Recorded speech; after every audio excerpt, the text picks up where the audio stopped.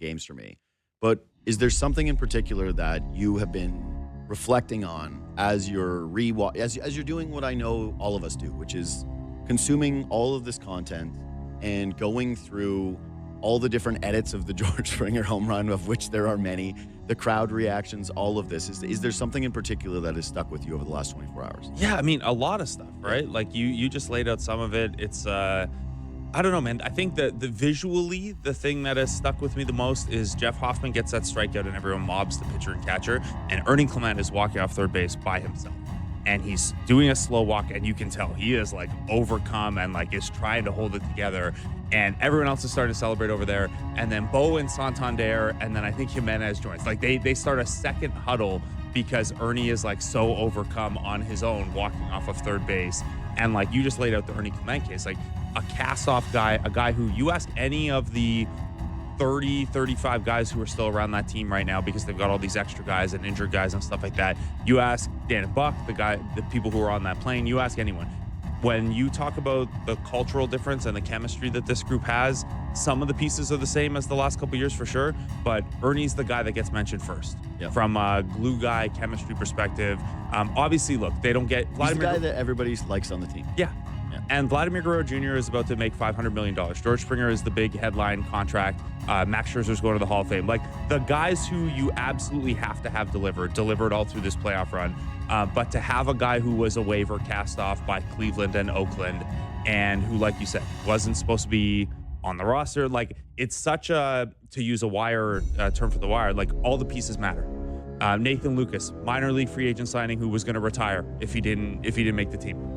Which is insane. All those little things matter, like little tweaks with Trey Savage, hiring David Popkins at this point in time. I will say, too, I'll take a big L on the David Popkins thing, just from this standpoint, was when it was the constant criticism of Guillermo Martinez, I was annoyed by that. I thought it was just the lamest excuse for this baseball team. And I'm not saying that this was all Popkins, obviously. Like, you got to give credit to the players. But I was always told by every major league player that I had talked to about hitting coaches was that, yeah, they're a consultant, they're a soundboard, and it maybe matters at most 1%. And so I just felt like it was out of whack narratively. But I went, who cares? Well, we also, like, the narratives overlap, right? Where, like, Matt Haig was an assistant hitting coach last year, and he had all the Buffalo guys in AAA, and they all credited him. And, like, it's good to share the credit and stuff like that. David Popkins didn't, like, fundamentally change all of these hitters or anything. But it's pretty clear that he matters. And, like, I was just thinking about it because he was at the Leafs game last night, and he was sitting there with Straw and Heineman. And nice. All I could think of was, okay, I bet you want to like your hitting coach and believe in your hitting coach and feel very comfortable going to him. Yeah. The fact that he's, like, a little younger, too, I think is relevant. There's something to him. He barks in the dugout. Like, he clearly has a voice. His strategy for, like, half the guys appears to be, what if you got really jacked? What if everyone lifted like Addison Barger? Would you guys swing harder? No, that's the truth of the matter, though, is that a lot of guys get jacked to try to impress women, and then all that ends up happening is you get more respect from the bros. Yeah, that's it. That's exactly it. Those two guys who sit behind home plate who are enormous are trying to get hitting coach jobs. Yeah. Anyway, so for me, it's a lot of, like, yes, the guys who absolutely have to deliver for you have delivered, but there have been a lot of, like, all the little pieces matter. You know me, I'm a granular, like, my show, I like to do the nitty gritty stuff.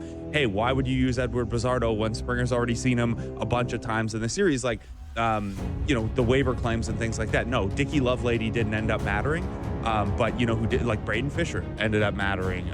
Mason Fluharty's going to matter against Shohei Ohtani next series. So I reflected a lot on, like, all the little parts of the journey. Like not everything is going to matter, but a lot of the little stuff that, I don't know, you do a segment and then afterward you're like, people might never think about that again.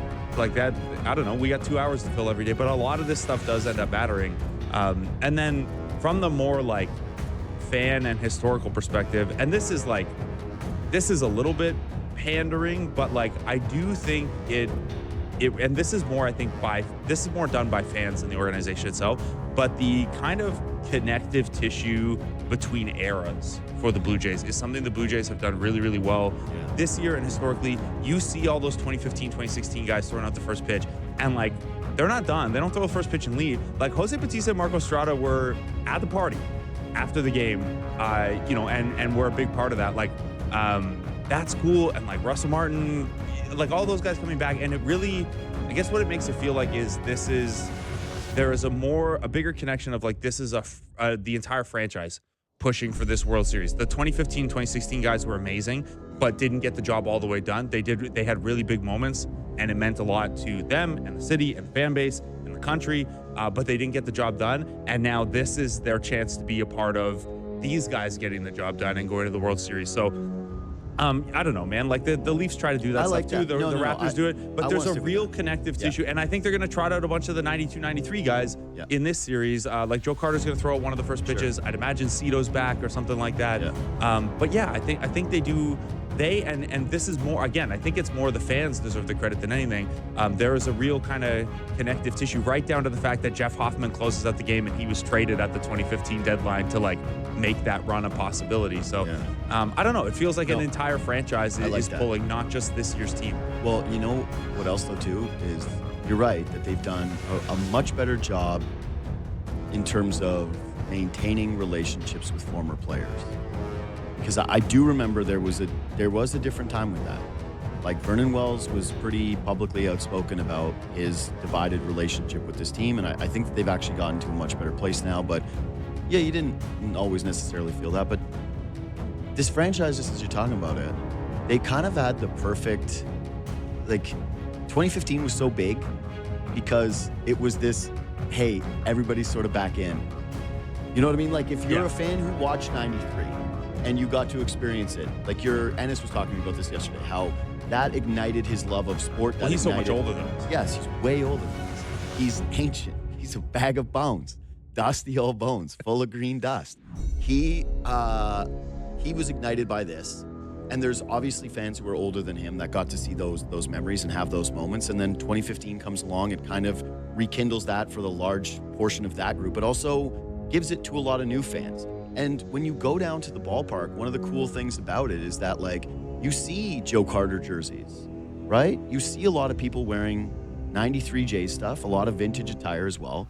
There's some Roy Halladay stuff in there because it's like, yeah, Halladay and Delgado had some, like, they resonated with the fan bases. Also, who else's jersey are you going to buy in that era? Yeah, but that's what I'm saying is, like, by the time 2015 came along, like, what you see still, I would say, the majority of the jerseys that are there, it's almost a 50-50 split between the 2015 era and the guys now, and the Bo Bichettes and the Guerrero Juniors. And there's a really cool mix in that stadium that we probably don't talk about enough, which is the fan base is very unified across a lot of different age groups. Kids love the Blue Jays, grandparents love the Blue Jays. They've been around like in a kind of perfect segment of time where everybody's got a Blue Jay memory that's